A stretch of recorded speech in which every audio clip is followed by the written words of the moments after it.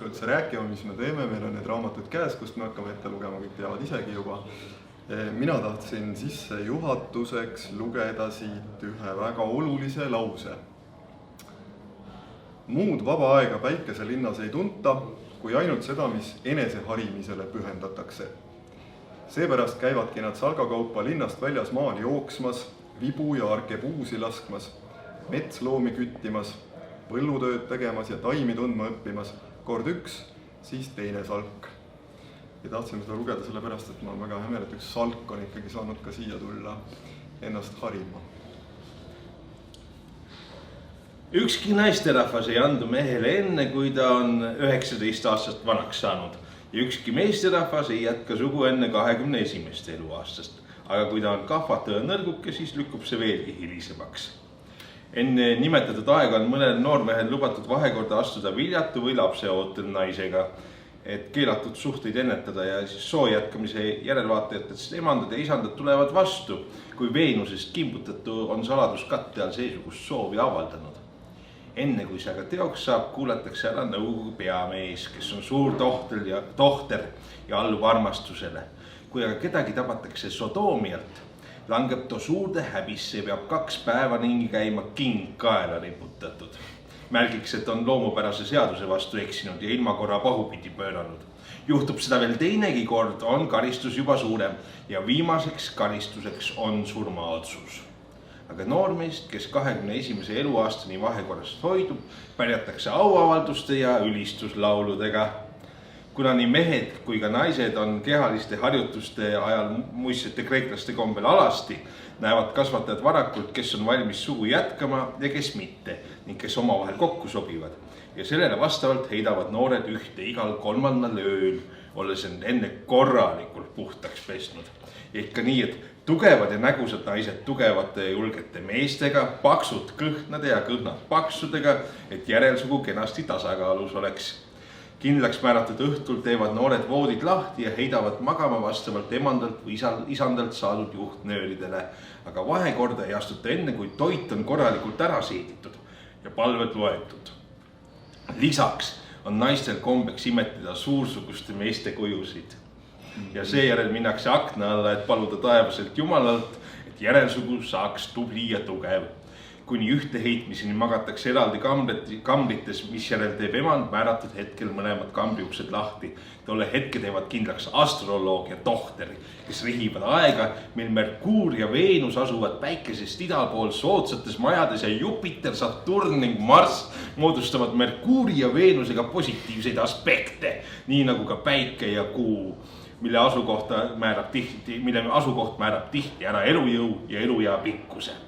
Lisaks rihivad nad seda, et neitsi oleks tõusul idahorisondil ja nende jaoks on oluline, et Saturn ja Marss ei oleks nurgamajades, sest kõik 4 nurka ning nende vastasseisud ja kvadraadid on kahjuliku mõjuga.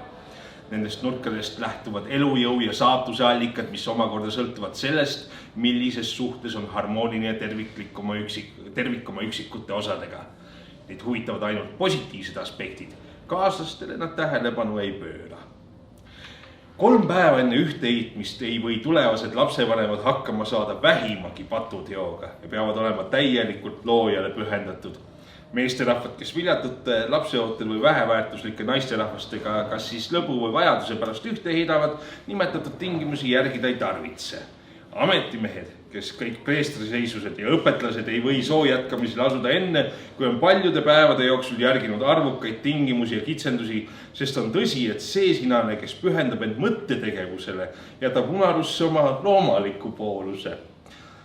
Ja tal ei õnnestu oma vaimset võimekust järeltulijatele edasi anda, kuna mõtted sootuks teisi radu käivad kui soo jätkamine. Ja nii on hädised järglased kerged tulema, sest pööratakse säärastele meesterahvastele erilist tähelepanu ja valitakse neile elujõulised, südikad, nägusad naisterahvad, rammukad ja elutäis meesterahvad pannakse aga paari tüsedate, vagade ja tasaste naisterahvastega. Soraarid ütlevad, et hea loomustu voorustele nii viljakas pinnas ei sõltu ainuüksi kasvatusest ja et vooruslikku moraali on raske omaks võtta, kui selleks puuduvad loomupärased eeldused ning loomupäraselt halvad inimesed teevad häid tegusid ainult hirmust seaduse ees. ja kui seadus kehtivuse kaotab, viivad nad kas avalikult või salaja riigi hukatusse. Sest ta peabki tähelepanu pöörama soo jätkamisele ja hindama enam vanemate loomulikke omadusi kui kaasavara või petliku suusugust päritolu.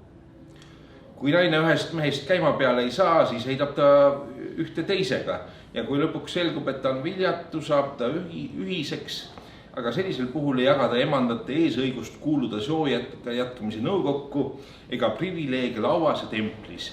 Nii püütakse takistada naisi end naudinguhimus viljatuks muutmast. Seesama naine, kes lapse ilmale toob, imetab maimukest ja hoolitseb tema eest ühistes lastetubades 2 aastat või rohkem, nii nagu kehatark otsustab. Seejärel emad ja lapsed lahutatakse, poisslapsed antakse kasvataja, tütarlapsed kasvatajanna hoole alla. Nood õpetavad lastele tähestiku, käimist, jooksmist, maadlemist ja seletavad neile seinale maalitud pilte. Laste kehakatked on mitmevärvilised ja nägusad. 7-aastaselt alustatakse loodusteadustega ja seejärel mehaanikaga vastavalt ametimehi korraldustele. Need, kes teistega sammu ei jõua pidada, saadetakse maale. Inimesele ei panda nime juhuslikult, vaid metafüüsik ise paneb selle roomlaste kombel mõne tunnusjoone järgi. Nii antakse ühtedele nimeks iludus, teistele kotkanina, siis veel kurvameelne, paksuke ja nii edasi. Kui inimene on mõnel alal andekusega silma paistnud või sõjas kuulsust võitnud, antakse talle lisaks liignimi, näiteks suur kunstnik. Kuldne, osav, jõuline, nii et täielik nimi oleks siis osav kotkanina ja nii edasi. Kui ta mõne vapra teo korda saadab, siis kutsutakse teda näiteks tugev, kaval, võidukas kotkanina ja nii edasi. Kui tegemist on alistatud vaenlasega, siis näiteks afriklane, aasialane, etrusk ja nii edasi. Või Manfredi või Tortelio, kui ollakse jagu saadud Manfredi või Tortelio nimelisest vaenlasest. Tähtis ametimees kinnitab need liignimed kõikide juuresolekul ja annab üle teole või saavutusele kohase pärja, muusika ja kiiduavalduste saatel. Nende viimaste nimel riskitakse eluga. Samal ajal kui kulda ja hõbedat hinnatakse vaid kui materjali, millest valmistada anumaid ja kaunistusi, mis on kõigile ühised.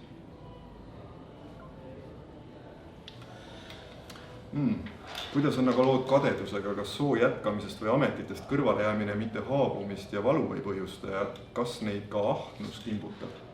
Ei isand, sest neil pole olemas mitte ainult hädavajalik, vaid kõik, mida hing ihaldab, on neil olemas. Ja soo jätkamise säärane korraldus on sisse seatud kõikide heaolus ilmas pidades, mis tarvis allub igaüks ametimeeste ettekirjutustele. Platon ütles, et tuleb üle kavaldada mehed, kes endale teenimatult kauneid naisi ihkavad ja korraldada liisu heitmine niimoodi, et liisk ainult väärika mehe peale langeks.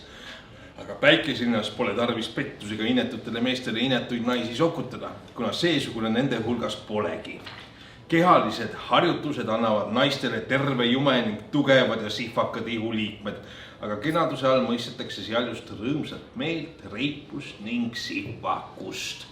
Sest saab karistataksegi surmanuhtlusega naist, kes edevusest silmnägu võõpaks või kõrgeid kontsi kannaks või maani kreidiga ringi käiks, et oma jämedaid sääri varjata.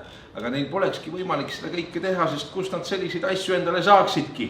Nende arvates tuleb säärane häbiväärsus meie naiste jõudeelust ja laiskusest, mis muudame kahvatuks ja äbarikuks ja kasvult kiduraks. Mida siis värvide kõrgete kontsade ja iluraviga varjatakse, rikkudes nii omaenese kui ka järeltulijate kehaehitust. Juhtub meesterahvas mõnesse naisterahvasse ise äranis kiindunud olema. Võib ta armsamaga kõnelda, temale armupanniks lembeluuletusi, lillepärgi ja lehevanikuid saata. Aga kui nad koos sugu jätkama ei sobi, võivad nad isekeskis armurõõme nautida üksnes siis, kui naine on kas viljatu või lapseootel. Aga üldiselt on armastus nende vahel pigem sõprus kui kirglik lihaimu. Uhkust peetakse suureks paatuks ja karistus on niisama raske kui tegu ise, sest ta ei peeta lauas, köögis või kuskil mujal teenimist alandavaks, vaid nimetatakse seda hoopis õppimiseks.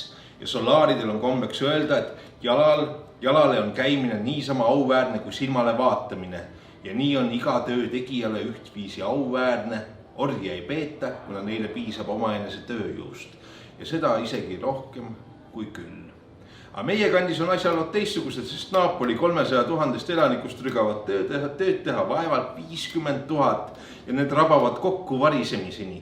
Samal ajal kui ülejäänud, kes jõude elavad, manduvad tegevusetusest, saamahimust, himurusest ja liigkasu võtmisest ning laostavad teisi inimolendeid, hoides neid vaesuses või muutes neid enesest sõltuvaks ja oma pahede kaasosaliseks, mille tulemusel ühiskondlikud kohustused hoopistükki unarusse jäävad ja ainult kuidagi viisi ning suure pingutusega tegeldakse põlluharimise, sõjateenistuse, kunstide ja käsitööga.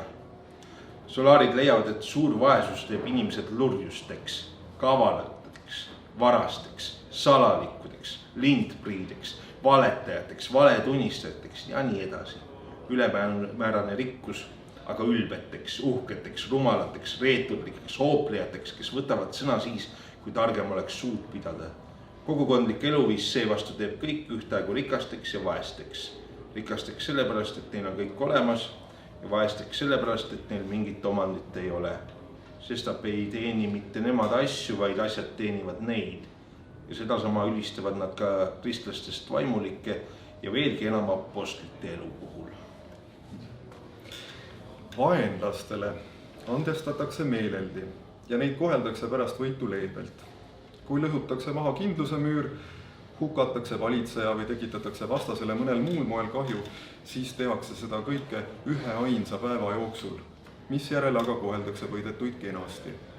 Ja nad ütlevad, et sõdu peetakse selleks, et võidetuid paremateks inimesteks muuta, mitte neid hävitada. Kui solaarid isekeskis üksteise au kallale kipuvad, aga tülitsevad nad ainult auhaavamise pärast, karistavad valitseja ja tema ametimehed süüdlast rangelt siis, kui väärtegu on tehtud pärast esimese viha möödumist.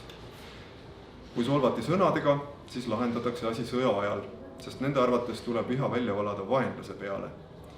See tülipool, kes sõjas rohkem kangelastegusid korda saadab, loetakse õigeks ja teine peab järele andma. Nii leiab igasugune väärtegu karistamist. Aga duellid pole Päikeselinnas lubatud ja kes tahab oma ülekohut või meeleparandust näidata, tehku seda sõja ajal. Põlluharimine on suure au sees ja pole jalatäiti maad, mis vilja ei kannaks. Vastavalt tuultele ja taevatähtede soodsale seisule lähevad kõik pasuna puhumise ja trummipõrina saatel relvastatult linnast välja kündma, külvama, kõplama, vilja lõikama ja koristama ning viinamarju korjama ja kogu töö tehakse osavalt ära mõne tunniga. Solaaridel on purjevankrid, mis tuule jõul edasi liiguvad ja kui tuult ei ole, piisab ühest ainsast loomast, kes tänu imeleidlikult ehitatud hammasrataste ülekandele peab kogu voori, milline tore vaatepilt. Ja relvastatud valvesalgad peavad kogu aeg põldude ümber vahti. Sõnnikut nad ei tarvita, põhjendades, et see mädandab seemneid ja lühendab nende eluiga. Nad võrdlevad sel puhul maad naisega, kes oma keha unarusse jätnuna end jumestama peab, et kaunis välja näha, kes aga seetõttu nõrgaks jääb ning hädist ihuvilja kannab. Sestap ei kaunista nad maapinda kunstlikult, vaid harivad seda hoolikalt, kasutades omi saladusi, mis kiirendavad idanemist, suurendavad saaki ja kaitsevad seemneid. Mida ning mismoodi nad söövad ja kui kaua nad elavad. Nad ütlevad, et elu tuleb kõigepealt vaadelda kui tervikut ja alles seejärel osade kaupa. Ning sestap panid nad oma linnad asutades paika 4 punkti, 4 ilmakaarde. Päikese ascendent lõvis, Jupiter lõvis päikesest ida pool, Merkuur ja Veenus vähis ja nii lähestikku, et mõjutavad üksteist justkui kaaslased. Marss jäära 9. majas, moodustades positiivse aspekti ascendendi ja fetaga, Kuu sõnnis, moodustades positiivse aspekti Merkuuri ja Veenusega, aga päikesega kvadraati moodustamata. Saturn sisenemas 4. majja, kaasa toomata pingelist aspekti Marsi ja päikesega. Fortuna koos Medusa peaga peaaegu 10. majas, mis toob kaasa ülemvõimu, stabiilsuse ja hiilguse. Merkuur moodustades Neitsiga positiivse aspekti ja olles oma absiidi elementide kolmnurgas ning kuust valgustatud, ei võinud avaldada halba mõju. Aga kuna nende teadus on vaba ja rõõmsameelne, mitte almust kerja, ei oodatud Merkuuri sisenemist Neitsisse ega ühendust. Päikeselinnas süüakse liha, võid, mett, juustud, atleid ja mitmesuguseid taimi ja alguses ei tahtnud nad tappa loomi, pidades seda julmaks, aga endale aru andes, et niisama julm on tappa taimi, kellel on ju samuti tunded, ja et neil säärasel juhul tuleb näljasurma surra, otsustasid solaarid, et madalamad olendid on loodud kõrgemate tarvis ja nüüd nad söövadki kõike. Aga kasulike tööloomi nagu härjad ja hobused kergekäeliselt ei tapeta. Arstiteaduse abil teevad nad vahet tervislikel ja ebatervislikel toitudel. Nende toit on vaheldusrikas. Süüakse järgemööda liha, kala ja taimset toitu, jõudes seejärel ringiga jälle liha juurde tagasi, ilma et loodust üle koormataks või päris ära kurnataks. Vanurite toidud on kõige kergemini seeditavad. Nad söövad 3 korda päevas ja korraga vähe. Lapsed söövad 4 ja kõik teised 2 korda päevas. Elatakse vähemalt 100 aastat. Mõnikord ka 170 ja mõni üksik elab kuni 200 aastaseks. Juuakse mõõdukalt, ilma tõsisema põhjuseta alla 19-aastased lapsed veini ei pruugi. Vanemad joovad veini veega lahjendatult nagu naisedki. Alates 50. eluaastast võib veini juua ilma lahjendamata ja vett lisatakse sel puhul, kui on vaja nõu pidada või otsuseid langetada. Tähelepanelikult järgitakse peatohtri nõuandeid, kes on seatud toitumise eest vastutama ja süüakse seda, mida igal aastaajal kõige kasulikumat ja värskemat pakkuda on. Solaarid tarvitavad mitmesuguseid lõhnu. Hommikul pärast ärkamist kammivad ja pesevad nad ennast külma veega, siis närivad majoraani, peterselli või piparmünti ja hõõruvad nendega ka käsi. Vanemad inimesed aga tarvitavad viirukit. Seejärel loetakse näoga idakaare suunas lühike palve, mis vägagi sarnaneb meie isa palvega. Mis järel minnakse välja, kes vanuritele appi, kes koosolekule, kes muid toimetusi tegema. Hiljem kogunetakse loenguid kuulama. Seejärel minnakse üheskoos templisse, siis kehalisi harjutusi tegema, mis järel hetkeks istutakse ja puhatakse ning seejärel minnakse üheskoos sööma.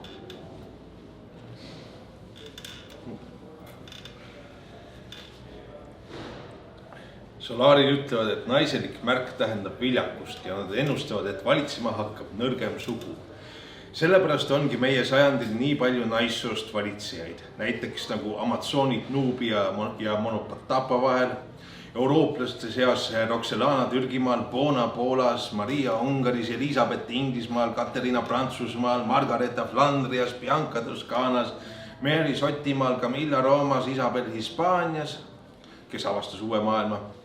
Peale selle alustas üks meie sajandi poeet naistega oma luuletust öeldes: naised, rüütlid, relvad ja armastus.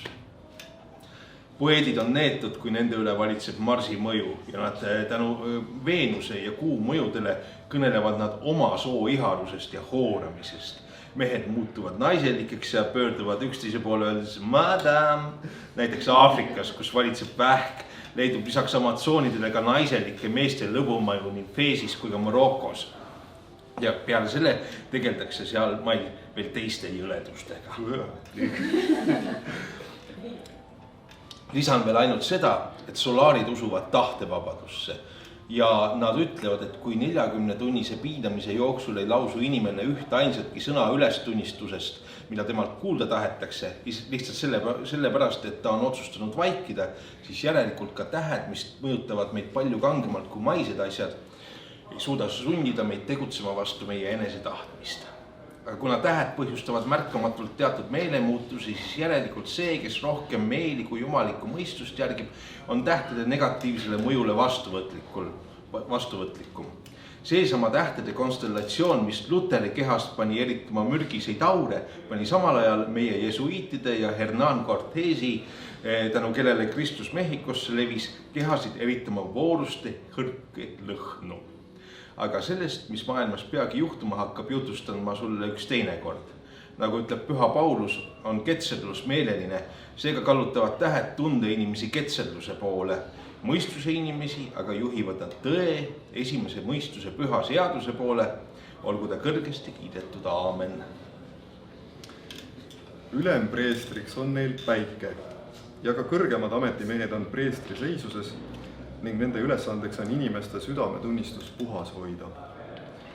Inimesed pihivad neile ja nemad saavad teada, missugused patud on ülekaalus. Ametimehed omakorda pihivad nii oma kui ka teiste patud, ilma patustajate nimesid mainimata, 3 kaasvalitsejale, kes omakorda pihivad päikesele. Viimane, saanud patutegudest ülevaate, asub linna kaitseks tegutsema. ohverdab Jumalale ja pöördub palves tema poole, pihtides avalikult altari ees iga kord, kui patud heastamist vajavad, nii omaenda kui ka kogu rahva patud, ilma kedagi eraldi nimetamata. Niimoodi vabastab ta inimesed nende pattudest, manitsedes neid samasugustest vigadest hoiduma. Siis pihib ta veel kord avalikult omaenda patud, ohverdab Jumalale, paludes linn pattudest puhastada, õigele teele tagasi juhatada ja seda igati kaitsta. Ohverdamine toimub aga nii, et päike küsib inimestelt, kes on valmis end kaaslaste eest ohvriks tooma. Ja seejärel üks, kes on erakordse headusega õnnistatud, ohverdab enda.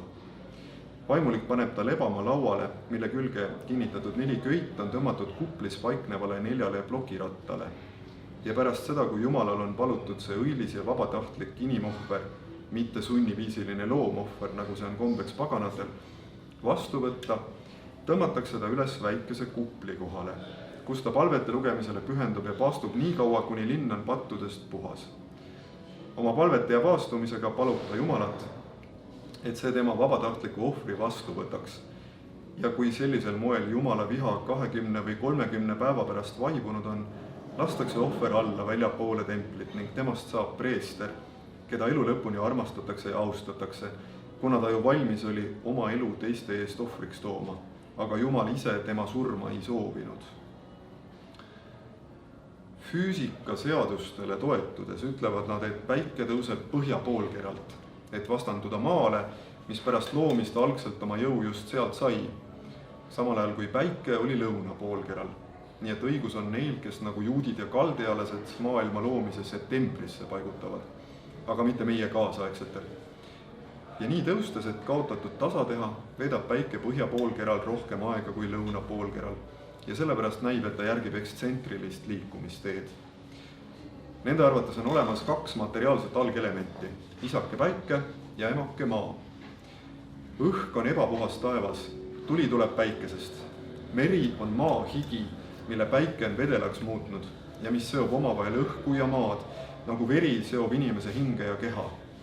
Maailm on suur loom ja meie elame tema sees, nagu ussikesed elavad meie sees. Sellepärast ei peaks me olema mängukannid tähtede, päikese ja maa käes, vaid kuuluma ainult Jumalale, kuna esimestest tuleneb meile juhuslikkus, Jumalast aga, kelle tööriistadeks nad on, ettenägemine ja ettehooldus. Sestap on Jumal meie ainuke issand, isa ja kõik muu.